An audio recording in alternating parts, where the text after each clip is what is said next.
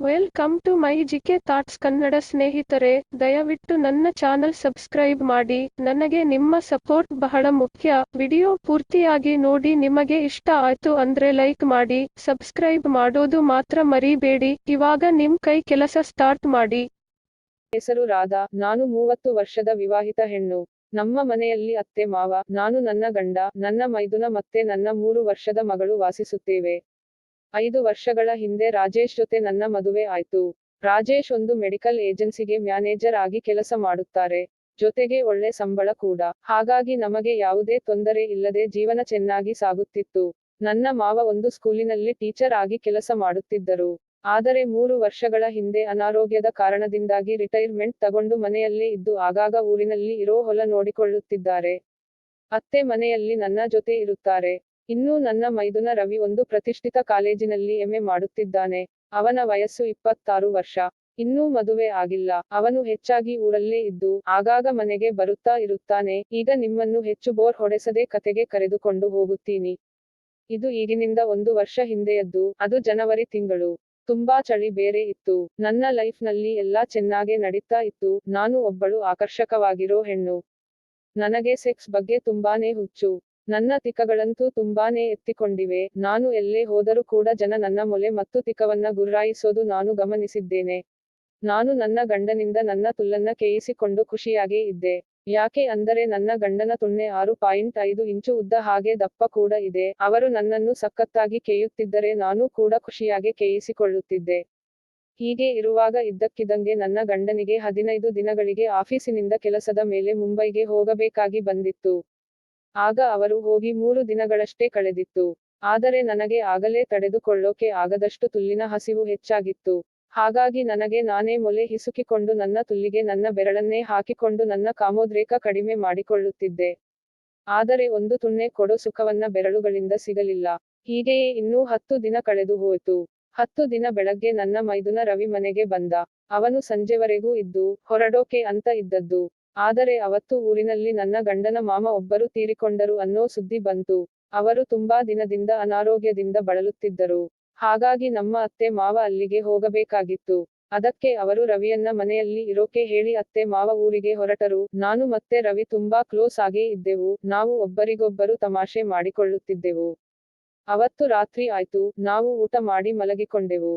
ಆದರೆ ನನಗೆ ನಿದ್ದೆನೇ ಬರ್ತಿರಲಿಲ್ಲ. ಯಾಕೆ ಅಂದರೆ ಕೇಯಿಸಿಕೊಳ್ಳೋಕೆ ನನ್ನ ತುಲ್ಲು ತುಂಬಾನೇ ಹಂಬಲಿಸುತ್ತಿತ್ತು. ಅದೇ ಹಂಬಲದಿಂದ ನನಗೆ ಯಾವಾಗ ನಿದ್ದೆ ಬಂತೋ ನನಗೆ ಗೊತ್ತಾಗಲಿಲ್ಲ. ಮಾರನೇ ದಿನ ಬೆಳಗ್ಗೆ ನಾನು ಬಾತ್ ರೂಮಿಗೆ ಹೋದಾಗ ಗೊತ್ತಿಲ್ಲದೆ ಬಾತ್ ರೂಮಿನ ಬಾಗಿಲು ತೆರೆದೆ. ಅಲ್ಲಿ ರವಿ ಸ್ನಾನ ಮಾಡುತ್ತಿದ್ದ. ಅವನು ಬಾಗಿಲು ಹಾಕಿಕೊಳ್ಳೋದು ಮರೆತಿದ್ದ. ಆಗ ನನ್ನ ಕಣ್ಣು ಅವನ ದೊಡ್ಡದಾದ ಕಪ್ಪಾದ ತುಣ್ಣೆ ಮೇಲೆ ಬಿತ್ತು. ಅದು ತೊಡೆಗಳ ಮಧ್ಯೆ ನೇತಾಡುತ್ತಿತ್ತು. ಅದನ್ನ ನೋಡಿ ನಾಚಿಕೆ ಆಗಿ ನಾನು ಕಿಚನ್ಗೆ ಬಂದು ಬಿಟ್ಟೆ. ಮತ್ತೆ ನನ್ನ ಮೈದುನ ನಾಷ್ಟ ಮಾಡಿ ಊರಿಗೆ ಹೋಗಿ ಸಂಜೆ ಬರುತ್ತೀನಿ ಅಂತ ಹೇಳಿ ಹೊರಟು ಹೋದ. ನಾನು ಇಡೀ ದಿನ ಅವನ ತುಣ್ಣೆಯನ್ನೇ ನೆನೆಸಿಕೊಂಡು ಇದ್ದೆ. ಅದು ತುಂಬಾ ದೊಡ್ಡದಾಗಿತ್ತು. ದಪ್ಪ ಕೂಡ ಇತ್ತು. ನಾನು ತುಂಬಾ ದಿನದಿಂದ ಕೇಯಿಸಿಕೊಂಡಿರಲಿಲ್ಲ ಬೇರೆ. ಸಂಜೆ ರವಿ ಮನೆಗೆ ಬಂದ. ರಾತ್ರಿ ಊಟ ಮಾಡಿದ ಮೇಲೆ ನಾವು ಹಾಗೆ ಮಾತಾಡುತ್ತಾ ಇದ್ದೆವು. ಆಗ ನಾನು ಹೇಳಿದೆ, ನಾವು ಈಗ ಮಲಗೋಣ. ತುಂಬಾ ರಾತ್ರಿ ಆಗಿದೆ. ಗಂಟೆ 11 ಆಗಿದೆ. ಆಗ ರವಿ, ಅತ್ತಿಗೆ, ನನಗೆ ಇನ್ನೊಂದು ಕಂಬಳಿ ಬೇಕು. ರಾತ್ರಿ ತುಂಬಾ ಚಳಿ ಇತ್ತು ಅಂದ. ಅದಕ್ಕೆ ನಾನು, ನನ್ನ ರೂಮಿನಲ್ಲಿ ಅಲಮೇರದ ಮೇಲೆ ಇದೆ. ಅದನ್ನ ತೆಗೆಯಬೇಕು ಅಂದೆ. ಸರಿ ಅಂತ ನಾವು ನನ್ನ ಬೆಡ್ ರೂಮಿಗೆ ಹೋದೆವು. ಆದರೆ ಅವನ ಕೈಗೆ ಅದು ಎಟುಕುತ್ತಿರಲಿಲ್ಲ. ಎತ್ತರದಲ್ಲಿತ್ತು. ಅದಕ್ಕೆ ರವಿ, ಹಾಲ್ ನಲ್ಲಿರೋ ಚೇರ್ ತರುತ್ತೀನಿ ಅತ್ತಿಗೆ ಅಂದ. ನಾನು, ಅದರ ಅಗತ್ಯ ಏನೂ ಬೇಡ. ನೀನು ನನ್ನ ಎತ್ತಿಕೋ, ನಾನು ತೆಗೆದು ಕೊಡುತ್ತೀನಿ ಅಂದೆ. ಸರಿ ಅಂತ ರವಿ ನನ್ನ ತೊಡೆಗಳ ಹತ್ತಿರ ಕೈ ಹಾಕಿ ನನ್ನ ಮೇಲೆ ಎತ್ತಿ ಹಿಡಿದುಕೊಂಡ. ಆಗ ನನ್ನ ತುಲ್ಲು ಪಕ್ಕಾ ಅವನ ಮುಖದ ಎದುರಿಗೆ ಇತ್ತು. ನಾನು ಫುಲ್ ಗರಂ ಆಗೋದೆ. ಮತ್ತೆ ನನ್ನ ತುಲ್ಲನ್ನ ಅವನ ಮುಖಕ್ಕೆ ಉಜ್ಜಾಡುತ್ತಿದ್ದೆ. ನನಗೆ ಏನು ಮಾಡುತ್ತಿದ್ದೀನಿ ಅನ್ನೋದೇ ಗೊತ್ತಾಗಲಿಲ್ಲ. ಬಹುಶಃ ನಾನು ಕೇಯಿಸಿಕೊಳ್ಳಬೇಕು ಅಂತ ಇರಬೇಕು. ಇಷ್ಟೆಲ್ಲ ಆಗುತ್ತಿದ್ದರೂ ರವಿ ಮಾತ್ರ ನಾನು ಕಂಬಳಿ ತೆಗೆಯುತ್ತಿದ್ದೀನಿ ಅಂತ ಅಂದುಕೊಂಡಿದ್ದ. ಮತ್ತೆ ನಾನು ಕಂಬಳಿ ತೆಗೆದು ರವಿಗೆ ಕೊಟ್ಟೆ. ರವಿ ತಗೊಂಡು ಅವನ ರೂಮಿಗೆ ಹೋಗುತ್ತಿದ್ದ. ಆಗ ನಾನು, ರವಿ, ನೀನು ಇಲ್ಲೇ ಮಲಗಿಕೋ. ನನಗೆ ಭಯ ಆಗುತ್ತೆ ಒಬ್ಬಳೇ ಮಲಗೋಕೆ. ಮನೆಯಲ್ಲಿ ಬೇರೆ ಯಾರೂ ಇಲ್ಲ ಅಂದೆ.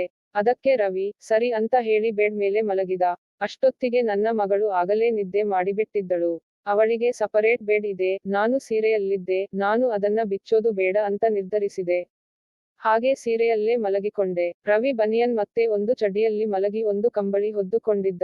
ನಾನು ಇನ್ನೊಂದು ಕಂಬಳಿ ಹೊದ್ದುಕೊಂಡು ಲೈಟ್ ಆಫ್ ಮಾಡಿ ನೈಟ್ ಲ್ಯಾಂಪ್ ಆನ್ ಮಾಡಿದೆ. ಅದರಿಂದ ಮಂದ ಬೆಳಕು ರೂಮೆಲ್ಲ ಇತ್ತು. ಆಗ ರಾತ್ರಿ 12 ಗಂಟೆ ಆಗಿತ್ತು ಅನಿಸುತ್ತೆ. ನನ್ನ ಮೈದುನ ಮಲಗಿದ್ದ. ಆದರೆ ನನಗೆ ನಿದ್ದೆ ಬರುತ್ತಿಲ್ಲ. ಆಗ ನಾನು ಸೀರೆ ಬಿಚ್ಚಾಕಿದೆ. ಯಾಕೋ ಸೀರೆಯಲ್ಲಿ ಮಲಗೋಕೆ ಕಷ್ಟ ಆಗುತ್ತಿತ್ತು. ಈಗ ನಾನು ಬರೀ ಬ್ಲೌಸ್ ಮತ್ತೆ ಲಂಗದಲ್ಲಿ ಇದ್ದೆ. ಆಗಲೇ ನನಗೆ ಅನಿಸಿದ್ದು ನಾನು ಕೇಯಿಸಿಕೊಳ್ಳದೆ ಇರೋಕೆ ಆಗೋಲ್ಲ ಅಂತ. ಯಾಕೆ ಅಂದರೆ ನನ್ನ ಪಕ್ಕದಲ್ಲಿ ಮಲಗಿರೋ ನನ್ನ ಮೈದುನ ನನ್ನ ತುಲ್ಲಿನ ಬೆಂಕಿ ಆರಿಸಬಲ್ಲವನು ಆಗಿದ್ದ. ಆಗ ನಾನು ರವಿ ಕಡೆ ನೋಡಿದೆ. ರವಿ ನನ್ನ ಕಡೆ ಮುಖ ಮಾಡಿ ಮಲಗಿದ್ದ. ಆಗ ನಾನು ಕಂಬಳಿ ತೆಗೆದು ಹಾಕಿ ನನ್ನ ಲಂಗವನ್ನ ನನ್ನ ತೊದೆವರೆಗೂ ಮೇಲೆ ಸರಿಸಿ ನನ್ನ ತಿಕ್ಕ ಹಿಂದೆ ಮಾಡಿ ರವಿ ತುಣ್ಣೆಗೆ ಹತ್ತಿರ ತಗೊಂಡು ಹೋದೆ. ಈಗ ಹೇಗಾದರೂ ಮಾಡಿ ರವಿನ ಎಬ್ಬಿಸಬೇಕಾಗಿತ್ತು. ಆಗ ನಾನು ರವಿ ಹೊದ್ದಿದ್ದ ಕಂಬಳಿಯನ್ನ ಎಳೆದು ಕೆಳಗೆ ಬಿಸಾಡಿ ನಾನು ಮಲಗಿರೋ ಹಾಗೆ ನಾಟಕ ಮಾಡಿದೆ. ಆಗ ನನ್ನ ಹಿಂದೆ ಏನೋ ಅಲುಗಾಟ ಅನಿಸಿತು. ಅಂದರೆ ಚಳಿಯಿಂದಾಗಿ ರವಿ ಎಚ್ಚರವಾಗಿದ್ದ. ಮತ್ತೆ ಸ್ವಲ್ಪ ಹೊತ್ತಿಗೆ ನಾನು ಮೆಲ್ಲಗೆ ನನ್ನ ತಿಕ್ಕನ ಹಿಂದೆ ಮಾಡಿದೆ. ಆಗ ರವಿಯ ತುಣ್ಣೆ ನಿಗುರಿರೋದು ಗೊತ್ತಾಯಿತು. ನಾನು ಮಲಗಿರೋ ಹಾಗೆ ನಾಟಕ ಮಾಡುತ್ತಿದ್ದೆ. ಮತ್ತೆ ಕೆಲ ಕ್ಷಣದಲ್ಲಿ ರವಿ ತನ್ನ ಕೈಗಳಿಂದ ನನ್ನ ತೊಡೆ ಸವರುತ್ತಿದ್ದ. ನನ್ನ ಮೈ ಬಿಸಿಯಾಗುತ್ತಿತ್ತು. ನನಗೆ ಉದ್ರೇಕದ ಶಿಖರಕ್ಕೆ ತಲುಪಿಬಿಟ್ಟಿರೋ ಹಾಗೆ ಅನಿಸುತ್ತಿತ್ತು. ಮನಸ್ಸಲ್ಲಿ ರವಿನ ನನ್ನ ಬಾಹು ಬಂಧನದಲ್ಲಿ ಹಿಡಿದುಕೊಳ್ಳಬೇಕು ಅಂತ ಅನಿಸುತ್ತಿತ್ತು. ಆದರೆ ಅಷ್ಟೊತ್ತಿಗೆ ರವಿಯ ಒಂದು ಕೈ ನನ್ನ ಹೊಟ್ಟೆ ಮೇಲೆ ಇಟ್ಟು ಮೆಲ್ಲಗೆ ಸವರುತ್ತ ನನ್ನನ್ನು ಸೀದಾ ಮಲಗಿಸುತ್ತಿದ್ದ.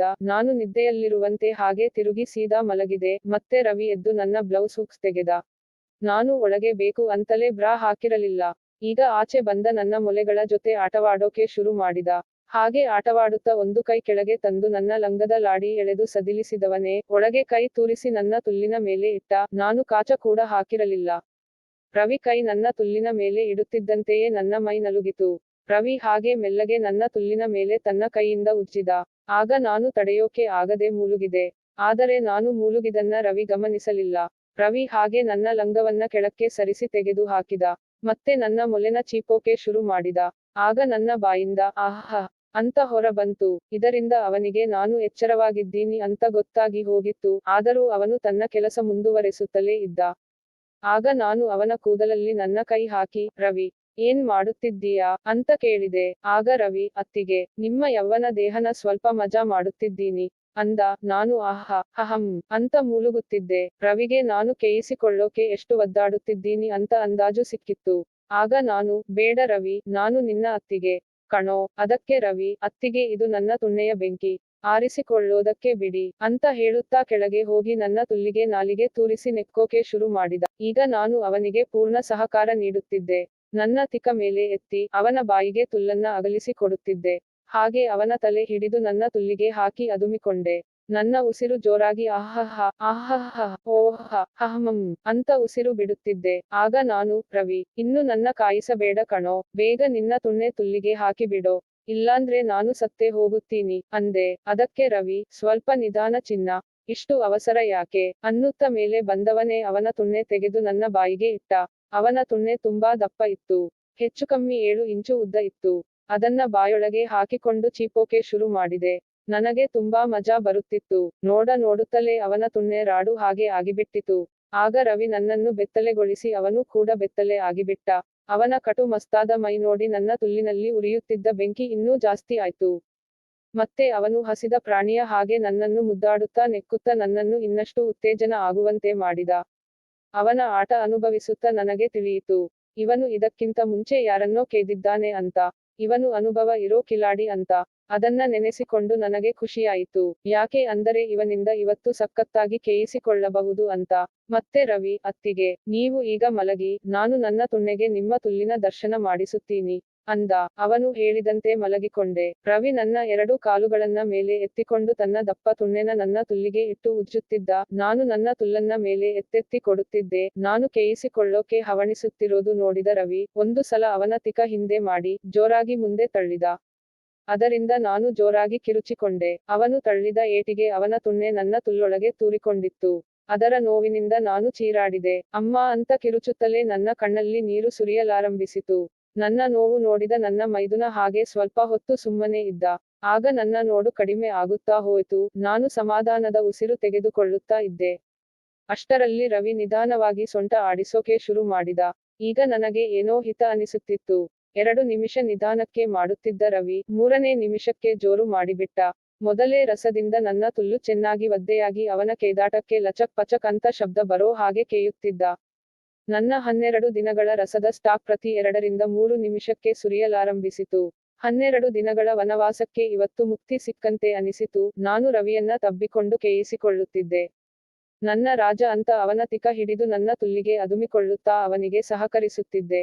ಹಾಗೆ ಸುಮಾರು ಹೊತ್ತು ಕೇದು ನನ್ನ 12 ದಿನಗಳ ರಸ ಸುರಿಯುವಂತೆ ಮಾಡಿದ ರವಿ ಕೊನೆಗೆ ನನ್ನನ್ನು ಗಟ್ಟಿಯಾಗಿ ತಬ್ಬಿಕೊಂಡು ಜೋರಾಗಿ ಸೊಂಟ ಆಡಿಸುತ್ತ ನನ್ನ ತುಲ್ಲಿನಲ್ಲೇ ಅವನ ಬಿಸಿ ಬಿಸಿ ರಸ ಸುರಿಸಿದ.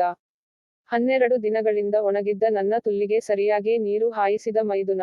ಅದು ತುಲ್ಲು ತೇವ ಮಾಡಿ, ತಂಪಾಗಿಸಿದ್ದೂ ಅಲ್ಲದೆ ನನ್ನ ಇಡೀ ತೊಡೆಗಳ ಜೊತೆಗೆ ಹಾಸಿಗೆ ನೆನೆಯುವಷ್ಟು ರಸ ಬಿಟ್ಟಿದ್ದ ನನ್ನ ಮುದ್ದು ರಾಜ. ಮತ್ತೆ ನಾನು ನನ್ನ ಮುದ್ದು ಮೈದುನನನ್ನು ತಬ್ಬಿಕೊಂಡು ಮಲಗಿದೆ. ಬೆಳಗ್ಗೆ ಅತ್ತೆ ಮಾವ ಬರೋಕೆ ಮುಂಚೆಯೇ ಅವನಿಂದ ಒಂದು ಸಲ ಬಾತ್ ರೂಮಿನಲ್ಲಿ, ಇನ್ನೊಂದು ಸಲ ಕಿಚನ್ ನಲ್ಲಿ 2ರಿಂದ 2 ಶಾಟ್ ಹಾಕಿಸಿಕೊಂಡೆ. ಮತ್ತೆ ಅತ್ತೆ ಮಾವ ಮನೆಗೆ ಬಂದರು. ರವಿ ಊರಿಗೆ ಹೋದ. ಆದರೂ ರವಿ ಸಮಯ ಸಿಕ್ಕಾಗಲೆಲ್ಲ ನನ್ನ ತುಲ್ಲು ತುಂಬಿಸಿ ಹೋಗುತ್ತಾನೆ. ಇದರಿಂದ ನಾನು ಫುಲ್ ಖುಷಿಯಾಗಿದ್ದೇನೆ. ಇದರ ಜೊತೆಗೆ ನಾನು ತವರಿಗೆ ಹೋದಾಗಲೆಲ್ಲ ರವಿಯನ್ನ ಕರೆದುಕೊಂಡೇ ಹೋಗುತ್ತೀನಿ. ಅಲ್ಲಿ ಯಾವುದಾದರೂ ಹೋಟೆಲ್ಗೆ ಹೋಗಿ ನಮ್ಮ ತೀಟೆಯನ್ನ ತೀರಿಸಿಕೊಂಡು ಬರೋಕೆ ಸುಲಭ ಅಂತ. ಕತೆ ಮುಂದುವರೆದ ಭಾಗಗಳು ಬೇಕಾದರೆ ಕಾಮೆಂಟ್ ಮಾಡಿ ತಿಳಿಸಿ. ದಯವಿಟ್ಟು ತಪ್ಪದೆ ಚಾನೆಲ್ ಸಬ್ಸ್ಕ್ರೈಬ್ ಮಾಡಿ. ನಾವು ಹೀಗೆ ನಿಮ್ಮ ತುಣ್ಣೆಗಳನ್ನು ರಂಜಿಸುತ್ತೇವೆ.